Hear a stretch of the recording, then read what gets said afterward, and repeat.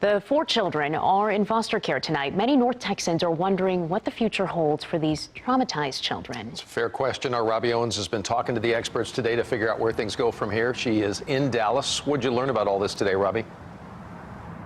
Well, Doug, as you know, this case has enraged the community and, yes, also broken our hearts. And yet, experts who routinely treat child abuse survivors have assured me that healing can happen.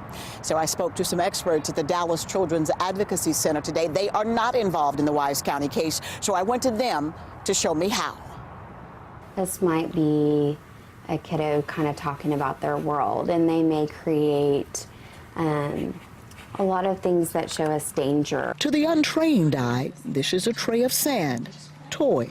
They get to do with this what they want, and some kids will simply use the sand for soothing as they talk. But in the hands of trained therapists, these miniatures are tools to help abused children rebuild their lives. It can be part of something that happened, it can be a scar, but it doesn't have to be the driving force in their life. Kelly Slaven is the chief clinical officer at the Dallas Children's Advocacy Center.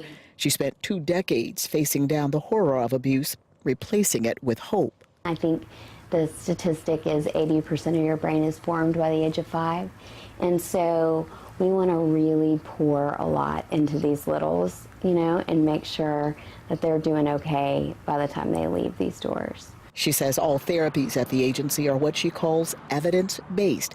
They range from clinical and complicated to surprisingly simple, like helping the children talk about what happened, equipping caregivers, and making sure children are safe once the abuse ends. With the right support and the right help, these kids get better. They still get better. They get better, yeah. Now, the anger about what those deputies uncovered in Wise County is understandable, but advocates hope that anger spurs the community to action, perhaps getting involved with supporting these child abuse survivors, because I can assure you, for every case that makes the headlines, there are thousands more whose stories will never be told, and they need the community support as well.